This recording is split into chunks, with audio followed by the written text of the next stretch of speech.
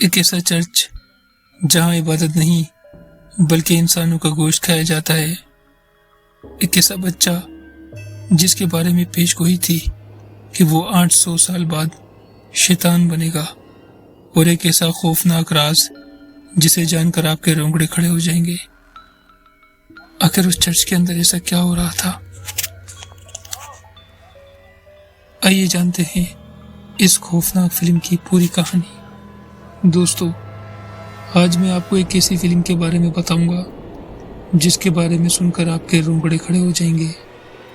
یہ ایک انتہائی عجیب و غریب اور خوفناک فلم ہے جس کے پیچھے کئی پوشیدہ مقاصد دکھائے گئے ہیں۔ فلم کی شروعات ایک چھوٹے بچے سے ہوتی ہے جسے ایک پادری اپنے ساتھ لے جا رہا ہوتا ہے۔ اس کا ارادہ ہوتا ہے کہ وہ اس بچے کو ایک خنجر سے قتل کر دے، کیونکہ اس کا یقین ہوتا ہے کہ یہ بچہ دراصل شیطان بننے والا ہے۔ اس بچے کے جسم پر ایک خاص نشان موجود ہوتا ہے جس کے بارے میں کہا جاتا ہے کہ 800 سال بعد پیدا ہونے والے ایک بچے پر یہی نشان ہوگا۔ چونکہ وہ آدھے چاند کی رات میں پیدا ہوا تھا، اس لیے یہ پیش گوئی کی جاتی ہے کہ اگر یہ بڑا ہوا تو 7 عورتوں کا خون پی کر شیطان بن جائے گا۔ جیسے ہی پادری اسے مارنے لگتا ہے، پولیس وہاں پہنچ جاتی ہے اور بچے کو بچا لیتی ہے۔ وقت گزرتا ہے اور وہی بچہ بڑا ہو کر ایک پولیس افسر بن جاتا ہے۔ اسی دوران چند لڑکیاں ایک چرچ میں جاتی ہیں مگر کبھی واپس نہیں آتی۔ ان کی گمشدگی کی تحقیقات کے لیے اسی پولیس افسر میری کو چرچ بھیجا جاتا ہے۔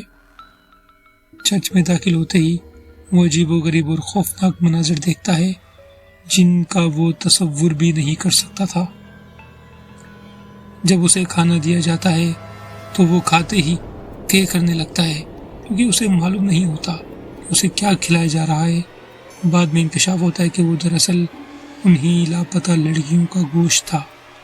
فلم میں چرچ کو ایک شیطانی مقام کے طور پر پیش کیا گیا ہے جہاں پادری جھوٹے ایکسورسزم کے بہانے لڑکیوں کو لاتے، انہیں اذیت دے کر قتل کرتے، پھر ان کا گوشت خود بھی کھاتے اور دوسروں کو بھی کھلاتے۔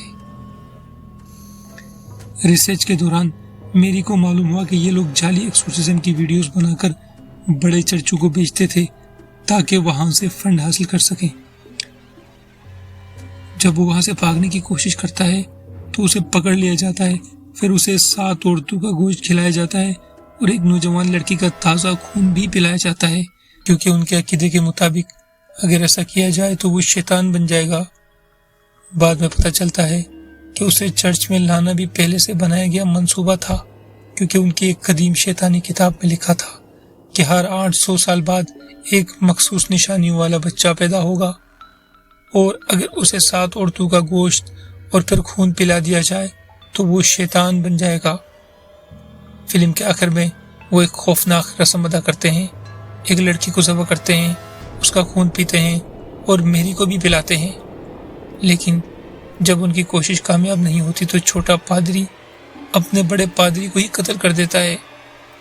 فلم میں کئی ایسے مناظر بھی دکھائے گئے ہیں جنہیں بہت سے لوگ مذہبی اعتبار سے توہین آمیز سمجھ سکتے ہیں، مثلا حضرت عیسیٰ کی تصویر سے کیڑوں کا نکلنا، لاشوں پر مکھیوں کا جمع ہونا، جسم کے اعضاء کا غیر معمولی انداز میں الگ ہونا اور دیگر خوفناک سین۔